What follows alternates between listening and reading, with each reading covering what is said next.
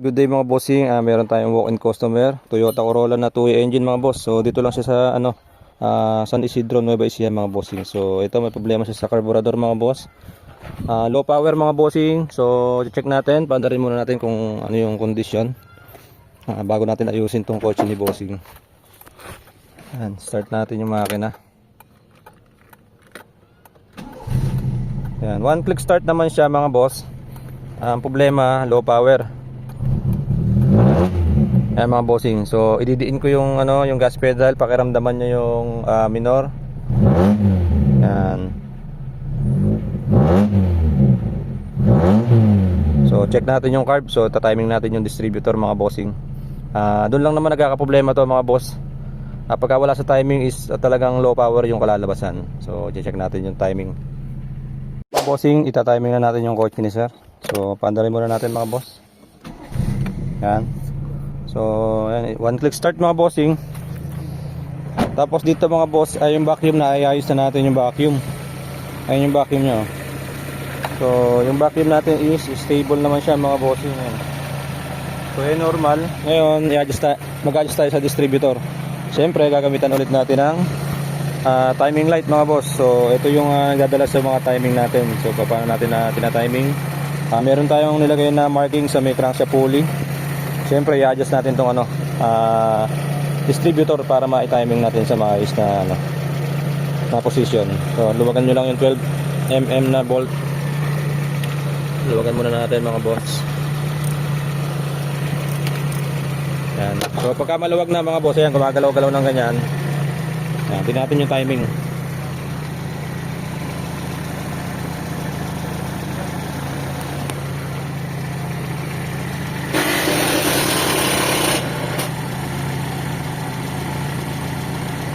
Ay mga bossing, kung makikita nyo yung timing mark na nilagay natin, umuusad siya. So may problema sa crankshaft pulley mga boss, umiikot. So hintayin natin dito umiikot. Ay makikita nyo yung marking. Umiikot siya mga boss, kahit di ko pa ina-adjust yung timing. So ngayon gagawin natin, patayin muna natin yung makina. Tapos bubuksan natin yung valve cover sa may timing. Ay yung timing cover pala dito sa ibabaw. So para ma-check natin kung naka-timing. Mag-iiba tayo ng marking. So hindi ko makita timing yan kasi umuusad yung niya. Umuusad yung timing mark niya. Sira yung pulley. Yan. So adjust natin dito mga boss. Magluluwag lang tayo nito. Tapos sa timing natin doon. Yung mga bossing, ayan, kung makikita nyo, mayroon tayong nilagay na marking. Ayan. So yun yung marking natin. Yun yung hanapin natin mamaya pagka timing light natin. Ayan. So paandarin ulit natin yung makina mga boss.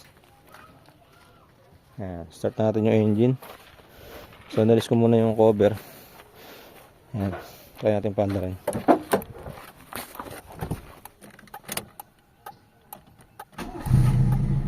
Ayan.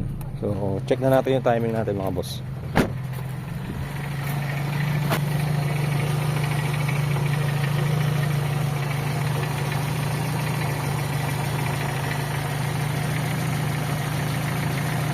Ayan mga bossing, kung napapansin nyo, yung guhit dun sa may, yung timing mark sa isang pulley hindi gumagalaw. So yung isa nawawala, ayan kung makikita nyo, wala. So pakita ko sa inyo mga boss. Ayan mga boss, yan yung timing mark, yung kulay puti na nakikita natin sa video. So yun yung timing natin. Hindi ko na maipapakita kung paano ko siya i-adjust. Kasi dalawang kamay yung hawak ko. Yan, i-adjust na natin mga boss. Pakita ko na sa inyo mamaya. Mga bossing, tapos na tayo mag-timing. So, test drive naman tayo mga boss. Yan, test drive na namin ni sir yung kotse niya. Start natin mga bossing. Tingnan natin kung one click start. Yan, one click start mga boss. So, start na, test drive na natin mga bossing. Alright mga bossing, yan, test drive natin tong Toyota Corolla natin na 2 engine. So tiniming lang natin yung distributor, tapos tiniming natin yung carb nya mga boss. So nag-tuning tayo ng carb. Ayan, test drive natin mga boss. Wala tayong RPM, tapos wala tayong speedometer, hindi gumagana. Base na lang tayo sa tunog mga boss.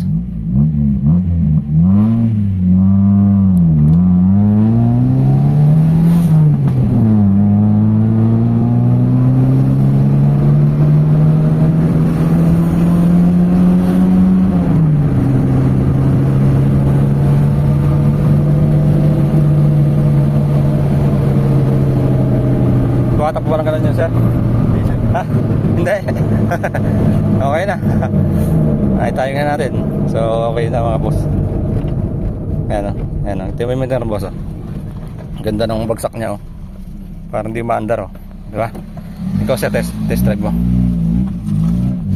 Pagka sir may aircon kasi, mabigat siya. Talaga. Eh, ano kasi to, 2 lang yung makina natin.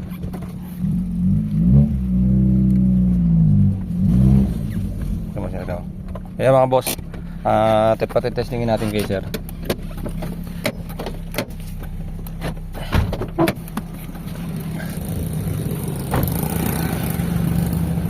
Yan, si sir mag-drive mga bossing. Patitesting natin sa kanya. Ay, naku.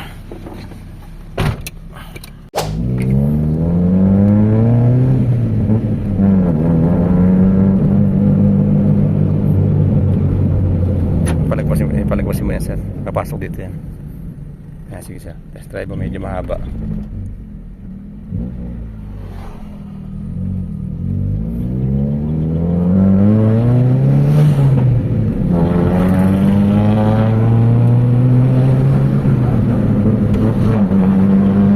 Galing mo sir mag-drive ah. Ano sir, nagbago ba? Oo sir. Malaki pinagbago? Oo. Malata naman yun. Malata? Pag maaron ako eh. Oo. Ngayon, pakaramdam mo sir. Lakas na no? Yung ganyan tapo sir eh, segunda yan eh, bagaan eh. Segunda yun. Oo, yan. Yan, tercera yan, di ba? Tres ngayon eh. Tercera, so lumakas na sir no. Timing lang talaga sir kailangan. Sige sir, pasok mo na. Alright mga bossing, laki ng pinagbago ng makina sir. Na-timing lang natin yung makina niya. So, lakas no. Lumakas no. All goods na mga bossing.